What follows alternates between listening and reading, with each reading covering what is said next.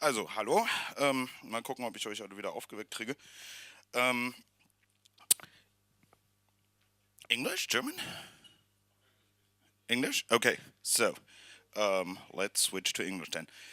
So, I'm gonna talk about this more or less new trend that is called cyberwar. I'm of the opinion that um, people shouldn't say cyber, but since this is the term that everyone uses in politics, we have to stick with it. It's pretty much like the term hacker, right? The term hacker used to mean something different than it does today.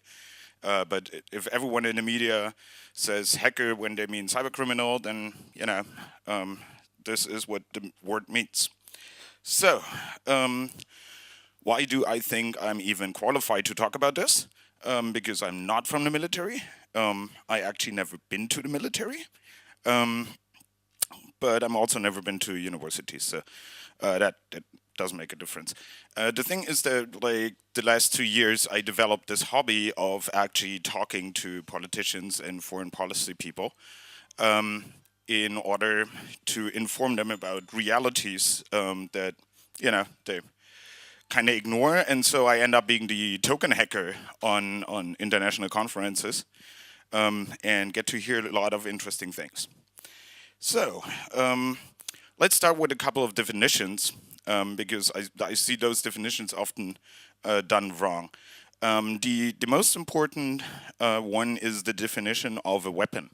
A weapon is a tool to damage another living being's physical and or mental capacity to act, which should automatically give us the first answer to the often posed question, is an exploit, is a weaponized exploit, is that a weapon? It certainly is. If you're selling exploits, you're selling weapons. Because an exploit can straightforward damage the mental capacity to act by simply owning someone else, right? So, looking at war, war is the systematic use of force between two or more actors, one of which is usually a nation state. So you cannot be at war with your neighbor unless you're a nation state, right? Okay. So, another set of definitions, just because I hear them so often used wrong and interchangeably, there is a big difference between bug, vulnerability, and exploit. No, really, there is. So a bug is simply some form of error, flaw, mistake, failure, whatsoever. A vulnerability, in a computer security sense, not in the ego sense, is actually a weakness which allows attackers to reduce a system's information assurance. It doesn't have to be a bug. A default account is also a vulnerability, but it's not a bug, right? Because someone put it in intentionally. And an exploit is essentially a recipe. So the distinction is really important, especially in Germany, because selling a vulnerability to someone else, let's say the Google bug or someone's bug bounty program, is actually legal. Selling an exploit in Germany is not. You're violating the Strafgesetzbuch, paragraph 202C. That is illegal for you to do. Go to the UK. Bugs are inherently military. This is the absolute first bug filed. And of course, it was filed by a female. So, yeah, talk about hackers and girls. Grace Hopper, she found this bug here, which is a moth, in one of the relays of a computer, of a very early computer, and said, well, finally, we actually found a first actual case of a bug. And then she put it into her notebook, as good military people go. Also, I mean, at the end of the day, we have to realize that the military built the internet, or had the internet built for us. So we shouldn't really be surprised that they want it back now. Because now it works and it has lots of porn and cat images. But essentially, I mean, the military had the internet built by their own specs, and then porn made it big. You know, there's a reason we have ADSL. Um, early networking guys probably remember that when ADSL came out, everyone was like, asymmetric? What a bullshit. We never designed our routing protocols for it. But anyway, so this internet is a military thing ran by private corporations, and we shall deal with that. Also, as hackers, we like to think we're the shit. Like, we invented exploits and, you know, breaking into systems and stuff. Here, I proudly present a hypervisor kernel exploit written in 1972 by a US Air Force guy. And those guys still had balls, right? So they wrote it in fucking Fortran. So if you think virtualization is something new, no. This is a VM breakout for a really, really old IBM system. So, what about us hackers? Well, funnily enough, the first documented case of a irregular troop, or hacker in this case, working for a foreign secret service is actually a German, Markus Hess. So we invented selling out to the military. Actually, the CCC did. And he was later classified as a persistent computer intruder. Sounds familiar? Very close to APT, right? At that point in time, the entire internet was about 20,000 machines. So he had a relatively easier time than we have today. And he probably didn't find as many cat images as we will today. But, you know, he actually did what we see from Chinese actors or Russian actors today. You know, you break into one machine and then you break into the next, and from there you break into other sites. So this is a 90s style apt. So nothing new. We have seen all this before. Now, here's a bit of the evolution of hacking for the military. So if you think that we invented buffer overflow exploits, that is also not correct. The NSA actually realized that buffer overflows can be useful in the 60s and started using them in the 80s. So they owned people all around the planet, which they do today as well, right? That's what they primarily do. Interestingly enough, they discovered buffer overflows as a form of exception handling and compiler optimization. So they intentionally overflowed stack buffers in order to have exceptions. So the hackers that think that we're the apex predator are simply wrong. There was a very, very short time in which that was actually true. And that was pretty much like end of the 90s, where hackers actually had more offense capabilities than any military or secret service.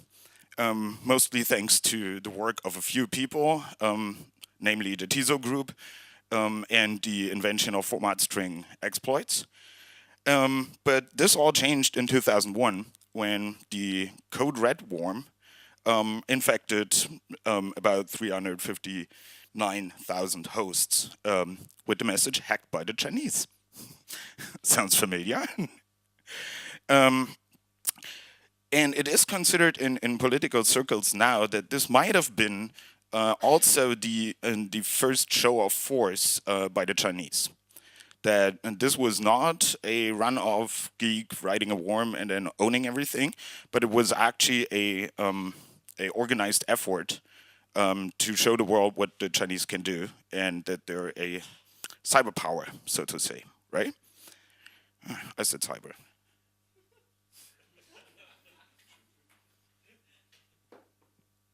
Okay. Now, oh yeah, if you wonder what this mushroom cloud is, that's the private key that was used to sign Flame.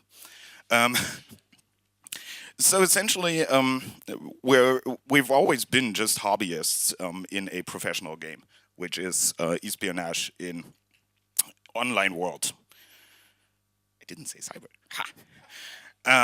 So when you look today, here's a presidential order from Obama. He actually wanted to make it a law, but that didn't work because getting the act together is currently not very much en vogue in U.S. politics. And so he actually made it a executive order. And this says, well, what do we do about computer security issues? And you will see a lot of things,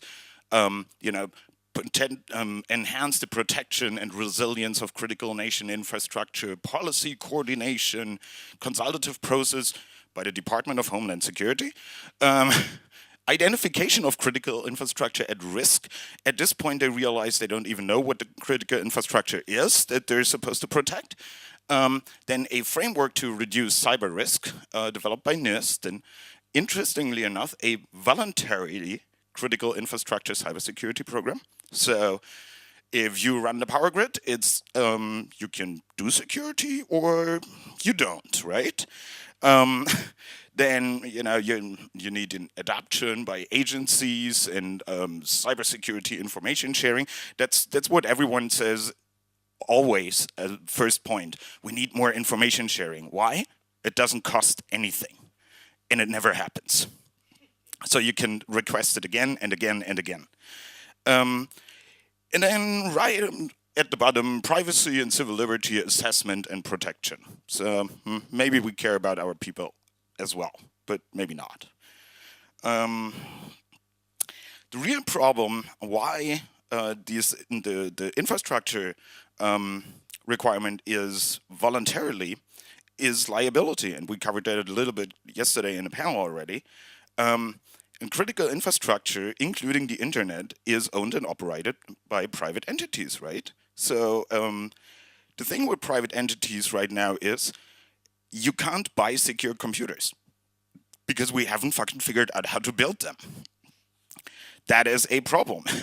And so, and because we have zero liability on software, you can't actually sue someone for writing insecure software. That's a big problem. Funnily enough, Veracode, you're familiar with the company Veracode? They do binary scanning for their customers. And because they do a lot of it, they actually finally produce some decent metrics on software quality. Turns out the worst software by far in the world is security software. Everyone knew that before. I mean, talking about antivirus being a risk. However, it wasn't clear how bad it is. So they failed 40% more tests than any other software. Even SAP is better. I mean, like, get this. And this is also the case why the Department of Defense procurement mechanisms are relatively complex. So the average time between ordering a piece of software and actually getting it in the Department of Defense is 18 months. That is quite some time. And then they spend half a year testing it because you never know what you get and there is no liability. So let's look around. What's the NATO's point of view? So the NATO recognized cyber defense as a strategic concept in 2010. They were kind of late to the game. So the defense ministers approved a revised NATO policy focused on prevention of cyber attacks. I wonder how they want to do that.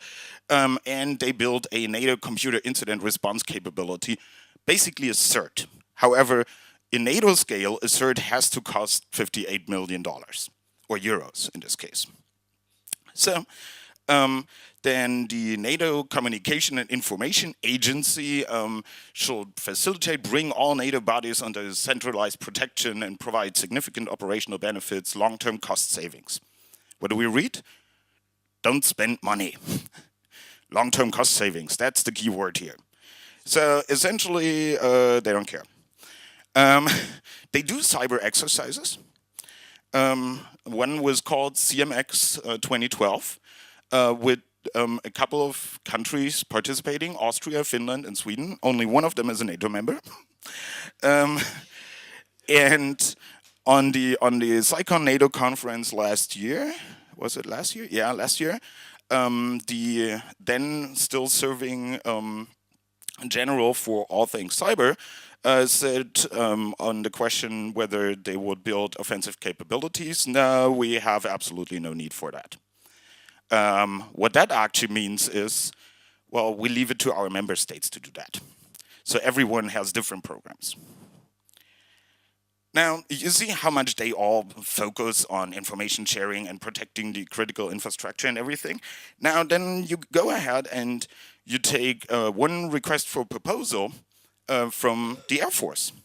So the Air Force wants to have new CyberWar software. And the requirement here is the employment of cyberspace capabilities to destroy, deny, degrade, disrupt, deceive, corrupt, and absorb adversaries and be able to fight in cyberspace. So cyberspace warfare support and developing cyberspace capabilities while disconnected, situational awareness and all that. See how that is really, really not defensive? So essentially what they currently do is they have very big proposals in want to buy cyber weapons, offensive capabilities. And there's a reason for that. This is called the offensive defensive theory from Stephen van Evra. I never know how to pronounce him. And this essentially has 3 points. War is more common in periods when conquest is easy or believed to be easy. So if you think that it is really easy to hack the other country, then you're more likely to do that. Also, if you have either offensive opportunities or defensive vulnerabilities. And this absolutely explains why on the one hand, Obama says we need to protect the critical infrastructure once we figured out what it is. On the other hand, the Navy, the Air Force and Navy people buy exploits instead of defense technology because it is a they feel vulnerable. It is simply by scale not possible to fix the fucked up US power grid. I learned a while ago that in reassurance business, for some reassurance companies, the US infrastructure is classified as a developing country. So if you want to insure infrastructure in the US, you pay as much as if you were in Africa. However, they have a lot more of it. So that means the big money goes into offense, and everyone else, us little citizens, is left wanting and gets owned. So what's the international law situation here? So the international law is really fantastic vehicle, and it's a lot more flexible than national law actually is.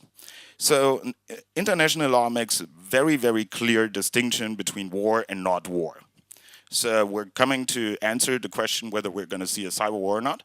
The regulations for time of war, so-called armed conflict or use of force, they're pretty clear. Because humans have a tendency to go at war with each other. So we have a couple of thousand years experience with that. The regulations for peacetime, not so much. Spying on another country is completely legal in international law. It is not legal in national law. If you get caught, then you get shot, or at least booted out of the country, or something in between, depending on where you're caught. But international law has absolutely no problem with people spying on each other, because we're doing that since we had states. And this obviously makes hacking a really interesting thing, because now the spy no longer has to go into the foreign country and gets arrested. So they're really, really interested in that.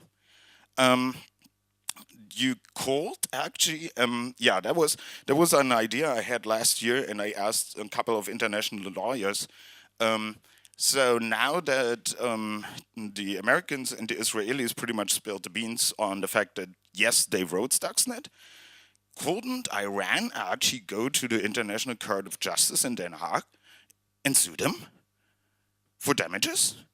And you get international lawyers to giggle madly at that idea because it would work. It would be completely legal to do so. However, in reality, they are probably going to be kicked out because they don't care about international regulations too much. And so, go home, do your homework first.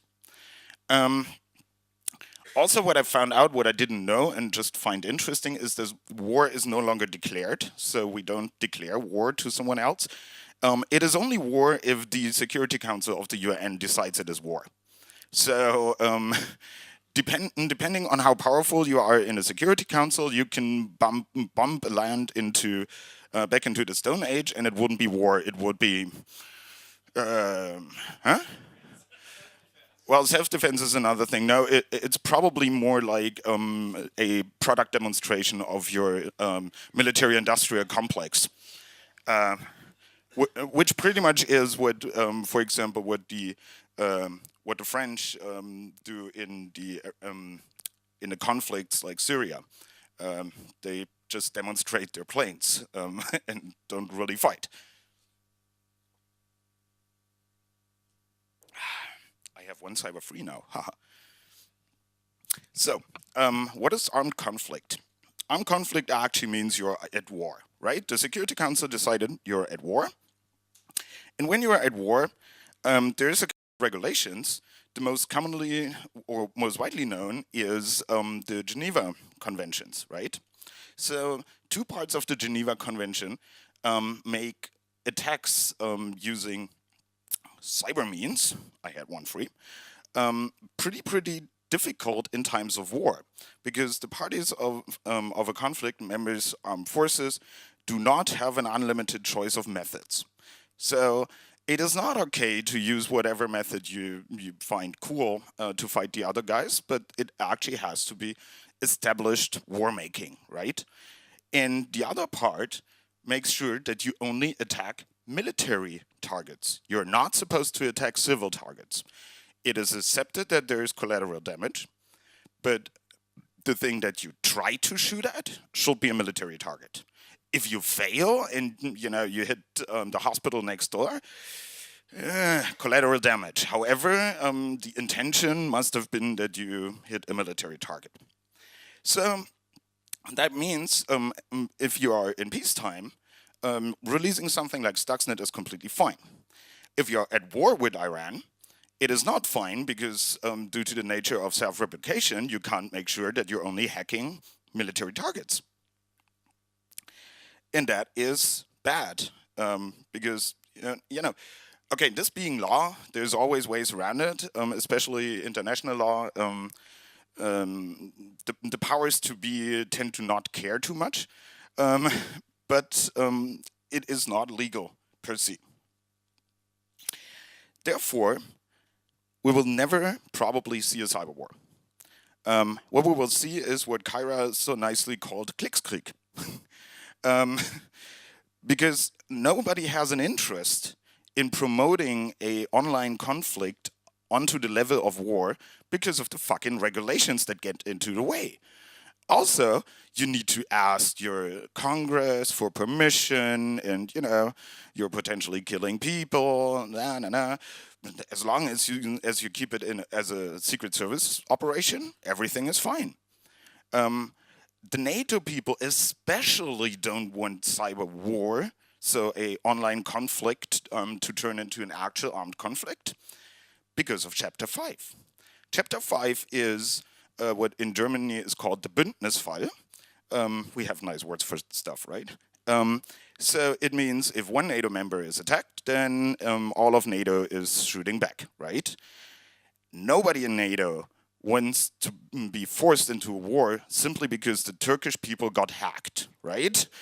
Like, so, and this is why nobody really wants in NATO wants to promote it into armed conflict. And also, what should be kept on the radar, especially when it comes to targeted attacks, is 50% of every secret services in the world, 50% of their mission statement is commercial. So their job is to hack the other countries and steal their business intelligence. That is that. And this doesn't get you into an armed conflict, because otherwise we would be all, shooting at each other in Europe. Yeah, and then international policy gets really, really funny. So if I would ask you which countries you would think the best to propose a responsible and peaceful use of the internet, I am sure that you would have the same effect as I have. You would immediately come up with China and Russia. Because they're the most well-behaving online, right? So what they actually, China, Russia, Tajikistan and Uzbekistan, what they actually did was propose a UN resolution, which they later degraded to a code of conduct, that essentially says, do not use ICTs, including networks, to carry out hostile activities of acts of aggression, blah, blah, blah, cooperate in combating criminal and terrorist activities, ensure that supply chain security of ICT products and services is, secure. That's from China, right? I mean, they are the supply chain, they can say that. And respect the rights and freedom of searching for, acquiring, and disseminating information, right? So open internet, and settle all disputes in a peaceful manner. Obviously, you go like, huh? That's all the stuff you do. Like, why do you want to prohibit it now? The trick here was this. In a very small point, they also said, well, curbing dissemination of information which undermines other countries' political, economic, social stability, as well as their spiritual and cultural environment. So suddenly, the Chinese go like wave this in front of the Americans and go like, hey, want to have that? Essentially, the trick they tried to pull here was, we stop hacking you if you give us access to the Tibetan email boxes on Google once we ask for it. So yeah, that almost worked, actually. It took a moment for everyone else to realize. But this is pretty much the state of the art. Because everyone knows that the Chinese and the Russians have the best and largest offensive capabilities. And so they can try to pull shit like that. What I would really like to see, which is not going to happen, is something for the internet that is similar to the Outer Space Treaty, which, by the way, is from time to time violated by the Chinese. So the Outer Space Treaty was formed in order to, internationally regulate how we deal with space, right? What can we? Can I have a country in space, for example? And it says no. So the exploration and use for the benefit of all mankind, free for exploration for everyone, no subject to national appropriation by claim of sovereignty, which was, funnily enough, actually got Nixon into a lot of trouble. I think it was Nixon, due to what is called the Lunar Flag Assembly. Which is the little flag that they put into the moon once they landed, right? Because like once that whole thing went out of TV, Nixon went like, oops, we violated the Outer Space Treaty. So they actually passed quickly a law that essentially says, dear Russians, sorry, it wasn't meant that way. I think that was one of the fastest laws ever passed in the United States. It took like 3 days or something. And what I also like about the Outer Space Treaty is that the states shall be responsible for national space activities, whether carried out by government or non-governmental entities, and liable for damage. If it comes from your country, you're liable.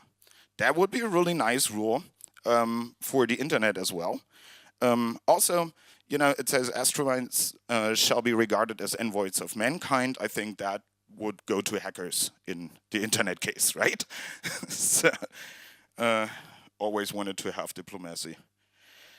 So, but the current state is everyone fights everyone else and nobody calls it war. And this is not going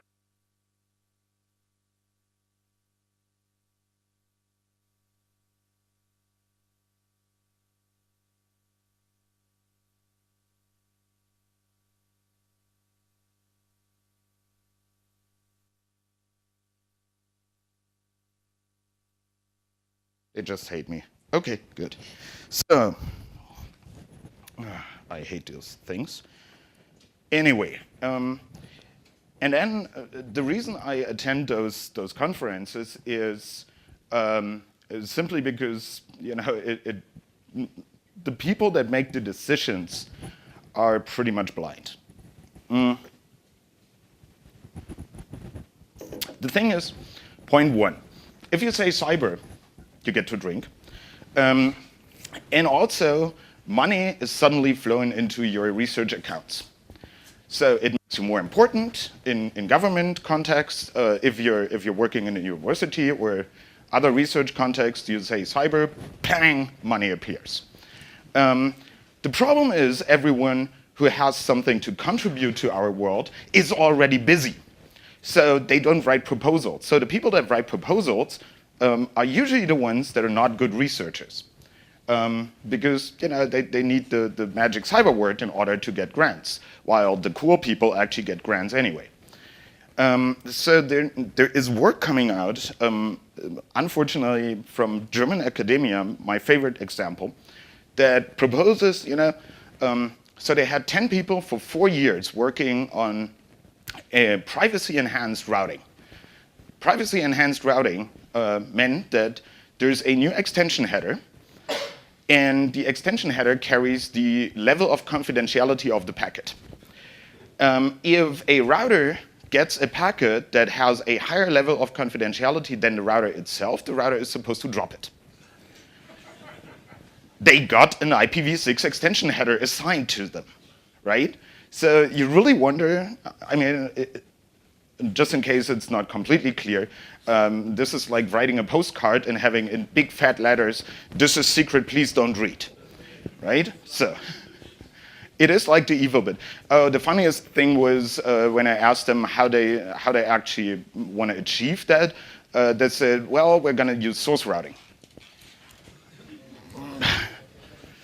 So they actually have never tried it in the real internet. And then the politicians and diplomats need technical advice, but the technical advice they get is from lobbyists. So most of them is Symantec. Funnily enough, intrusion prevention and protection of organizations is done by H.B. Gary. I think this is because they have such a good experience in how it feels to watch a 16-year-old girl download all your emails over 8 hours and not being able to do shit about it. The network security comes from academia, I was just mentioning that, and then regulations come from the politicians themselves. Here's like a literal quote. One of the British representatives, of the senior British representatives, had some idea about the ISPs being liable for hacking going on from their networks, right?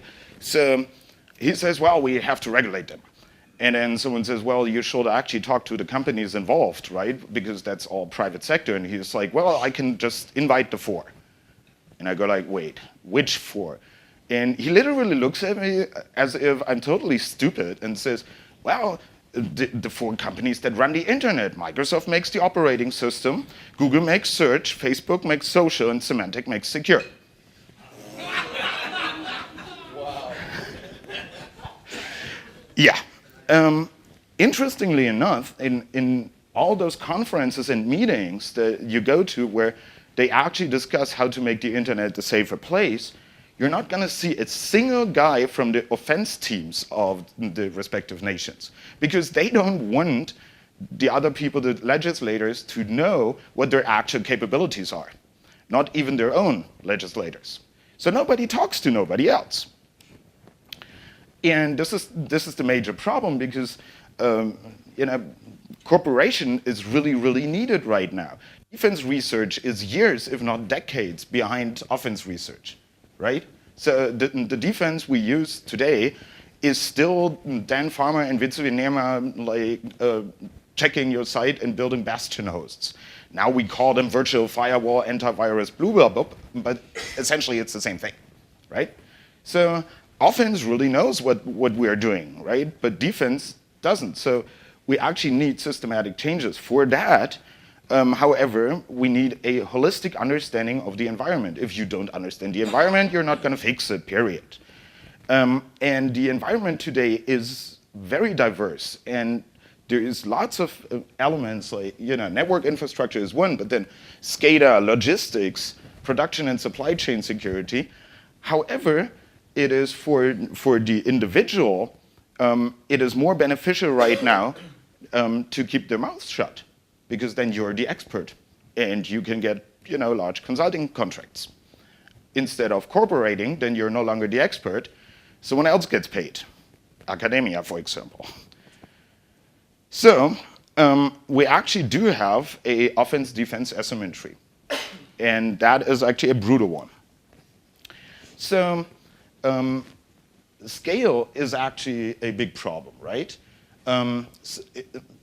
I have this image that right now the cyber war or cyber conflict, I get to drink.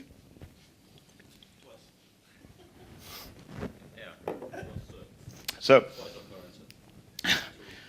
the cyber conflict, for me, is pretty much like knights in the medieval times.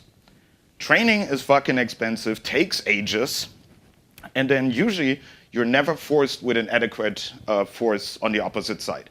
So knights will rarely actually fight against each other. What usually will happen is they just run into a town and kill everyone. And this is the same here. Like the hackers, state-sponsored hackers, they're not yet at the point where they're concurrently like hacking the same system, right? It happens occasionally, but usually you're pretty much alone, and you just own someone. And also we have irregular groups, irregular troops used in order to break somewhere in. They don't have to be military. I highly recommend Robert's talk. Although I failed watching it twice, this conference, but this time I got the last slide at least. What I think could happen in the future, and this is just me speculating, is that we will have an effect like with nuclear weapons and intercontinental ballistic missiles at some point. Because the tremendous amount of money that is spent by military for offensive capabilities produces something with tremendous destruction potential and no viable defense option. However, just because that's the case, some of the older, especially American, older military people think, well, if it's like nuclear, then we can do mutual assured destruction, right? If we only have enough attack potential, then nobody's going to hack us because we can hack them back. To which my answer usually is, okay, find the 3 North Korean computers.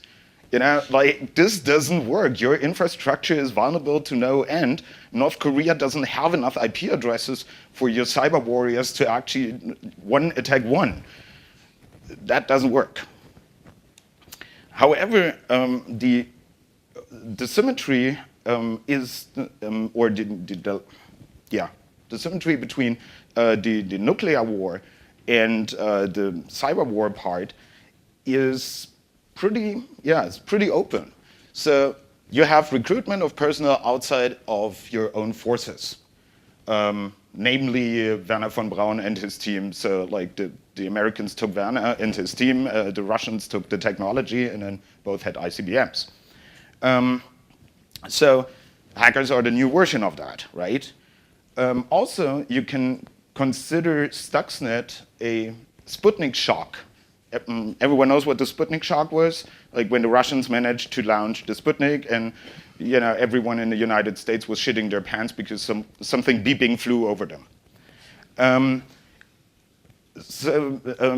One of the leading theories around Stuxnet is that the code was actually given to the company virus blockade app in order to make it public and in order, as a show of force, again, to show what the Americans can do. And also, the major players pretty much behave like in the 60s. Anyone knows this song that they had in the 60s? Duck and cover, right? If you see the flash, duck and cover.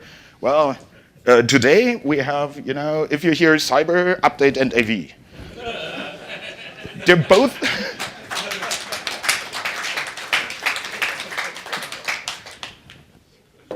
They're both equally effective defenses, right?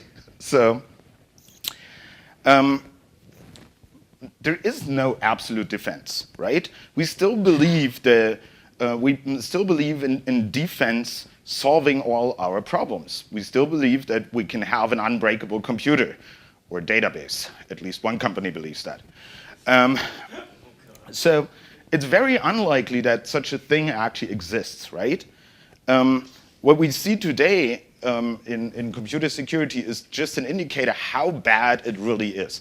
If you still find vulnerabilities by something you call fuzzing, which actually is randomly picking 1 or 2 test cases out of a worst case boundary testing, which is a very simple testing methodology, then that tells you how bad our software is. And even if we do away with buffer overflows and stuff, attacks move in a different direction. That's no news, right? What we actually need to do is we have to go from the one-dimensional protection, that is only, we only have protection over protection over protection, but it's actually a triangle. We need awareness. We need to figure out when we get hacked, because nobody fucking notices today. And we have to have disaster recovery.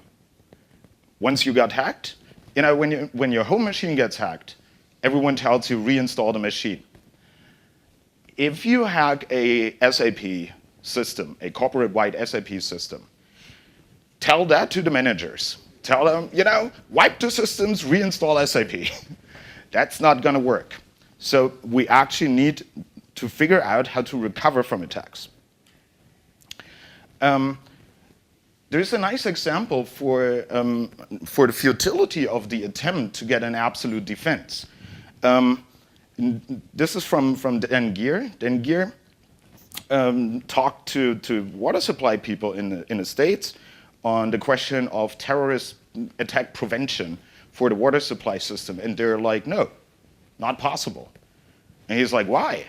He's like, well, if I want to break a water system, I go into a Home Depot and I buy a cleaning thing, with lots of power, like a power cleaner, basically. I connect them to the pipes and I press the button. And everything that is not a straight line in the pipes goes poof. And in the best case, I do that with a little oil in it or something else sticky, and I do it over Christmas in a city like San Francisco, where it's really, really bitchy to dig the pipes out and put new ones in. And also, once I do that, the water supply people, they can't turn off the water because people tend to need water. So they actually have to recover, and they have to recover while operating. Until we are at this stage with our computer networks, we have a problem. So I was mentioning that yesterday in the panel already. So this is a real APT, one that actually worked pretty well. A foreign ministry from a European country got owned for over 4 years. And this shows you how you do good operation. Because what they built was the clients that had internet access had an agent. That agent would watch when the client actually talks to the internet, so it doesn't blink by itself. And then it will talk back to the command and control server. The agents set up an encrypted network over RPC, over the domain controllers. So they had a complete overlay network over the Windows network. The kernel rootkits contained automatic disassemblers for 32 and 64-bit that once you update the kernel, will automatically disassemble the updated kernel parts to find the new offsets in kernel structures that they patch, right? And it was a job-based system, so you could, from the outside, you could just send in, look for Word documents that contain the word cyber.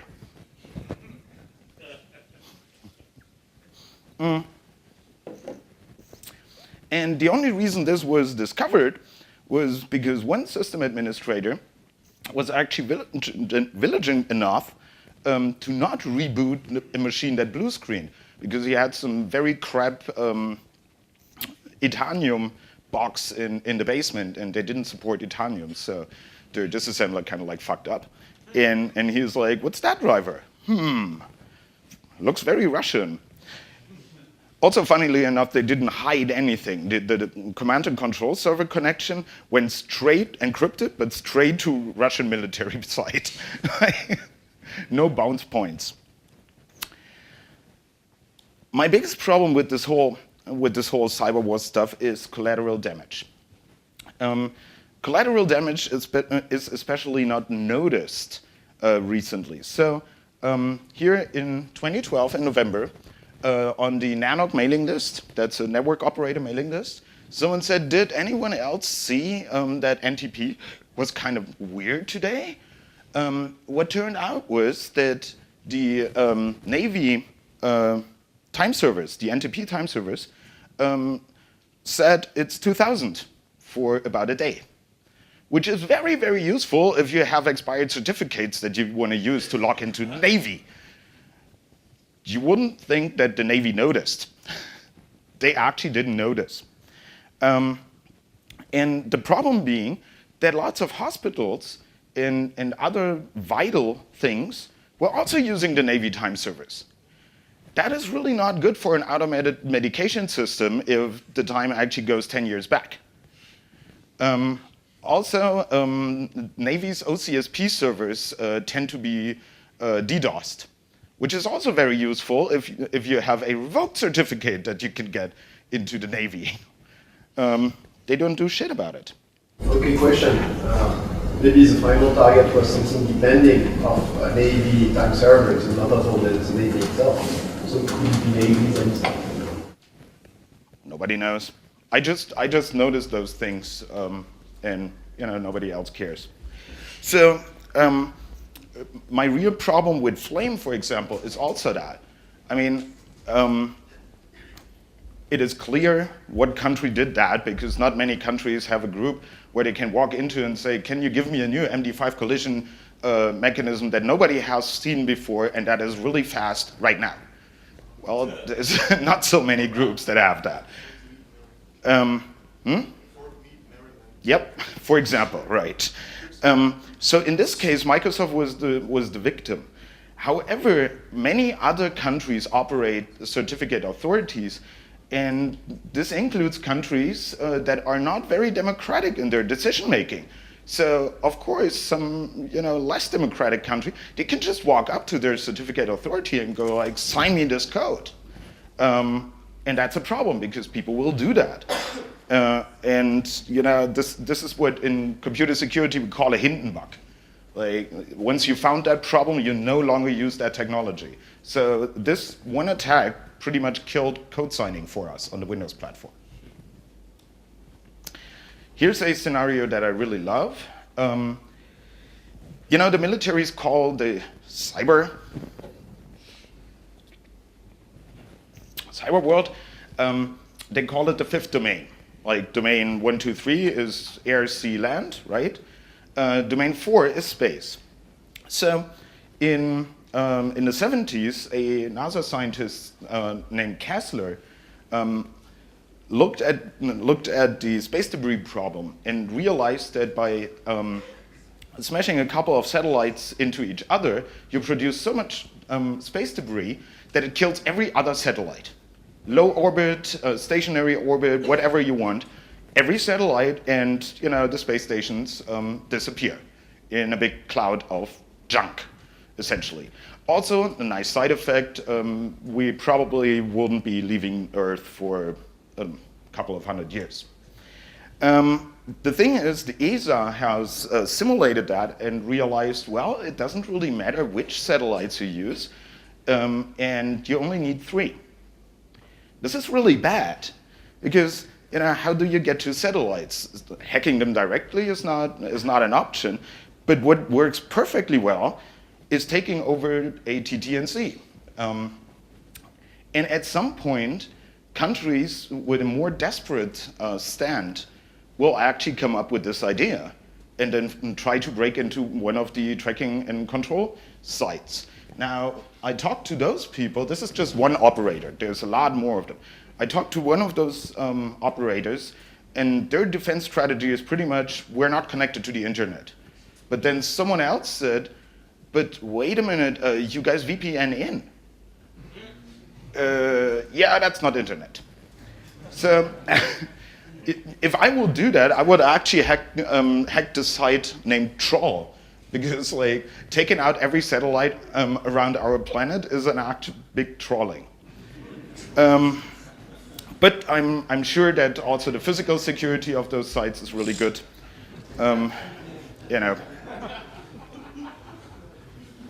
Nothing to be concerned about. So, what does that mean to you?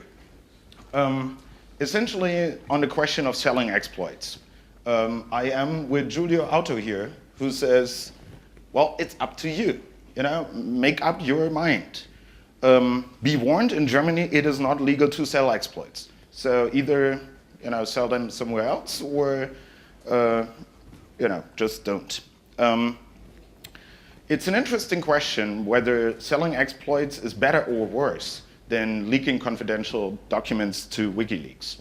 That's one to consider. However, the argument of resource deprivation, meaning if we don't sell them exploits, then the military is not going to have exploit, is obviously bullshit, because as I showed, they had exploits long before we even had a term for it. Also, the defense contractors are really gearing up, as one of them put it, well, we're doing what everyone else does right now since nobody buys fighter planes anymore. That is their problem. The markets are going to change, and especially bug bounties, for example, are a problem, because at some point it will make sense for you to hijack email accounts and just commit vulnerabilities into code. That already happened a couple of times. You will have intentional introduction, and you will actually steal vulnerabilities from consulting gigs. Today that really doesn't make any sense, but let the prices for vulnerabilities rise a little bit more, and you will have a problem that people actually steal while testing your stuff. We already see a significant decline in full disclosure. So everything that we have in terms of protection that relies on full disclosure, namely vulnerability scanners, for example, they are getting less and less effective because they don't know about the fucking vulnerabilities, because they get sold under the table to whatever Secret Service pays the most. And this is going to continue. So what can you do? Well, as I mentioned, I'm a big fan of talking to the politicians that actually make the decision, because if you have no financial interest, then it is really interesting for them to talk to you, because everyone else is lying to them. And the decisions must be made at some point, so not talking to them is an automatic losing proposition. Pro tip, don't talk to law enforcement. They are stupid and they don't get it. Innovate on the defensive side. As I said, we're decades behind on defense research, so the LangSec movement is one of the most important things recently developed. Thanks, Mr. Sergey. Hack stuff that's relevant. We can't deprive them of the vulnerabilities. However, you can take them away from them. The moment you hack something and you make full disclosure, it's no longer of good use for a military or Secret Service operation to use, right? It's no longer O-Day. Sucks, hairy monkey balls for them. That is really what you can do. And you know, the opportunism can make you rich right now, but I don't think you want to explain to your children at some point why the internet is such a fucked up place and there is no privacy anymore, and they have to sign up with their government ID in order to get an IP address and stuff like that. So we can't stop them from making digital weapons, but we can take them away. And that's a fun game to play. Also, they really hate you for that. What an organization can do is stay vigilant and responsible. Pushing shit into the cloud in order to blame someone else is not responsible, right? Especially if the cloud is not yours. Don't make purchase decisions solely based on the price of the product, because you might end up with Chinese fucking routers. And you know, don't be predictable. If your defense is predictable, it is easy to get around it, right? So yeah, be unpredictable. My recommendation that I mentioned yesterday already is patrols, like dedicated people with admin rights that go from system to system and try to figure out if everything running on it belongs there. This is the winning defense strategy of every good capture the flag team. So if it works in a capture the flag competition, then it probably also works in your enterprise. Don't give up. This is a quote, unfortunately, from a military network operator who said, like, I'm so happy that our network is not interesting enough for the teenagers. We know that every fucking secret service in the world is in our network already, but the teenagers would be just annoying. Okay, it is realistic, however, this is really like throwing your hands up and you know, put your head into the sand has never worked particularly well. Also, penetration tests, especially in the military space, are often killed by higher superiors, mostly generals and stuff, because they don't want to know. If they know, they have to do something about it. So they're not doing penetration tests in order to not know. Also, you know, if you're clueless, and you need a public mailing list of more or less equally clueless people to tell you how to do your job, don't post it to the fucking mailing list. This is asking for getting owned, right? So I'm not feeling particularly well about Latvia and their security. Yeah. And that was it. Any questions? Cyber!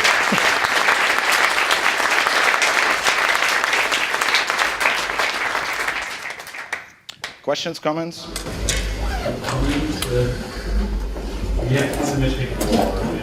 And when you just try to deter with this atomic thinking of the 50s, Doesn't work. It doesn't work for asymmetric conflict. No. Well, that's one problem.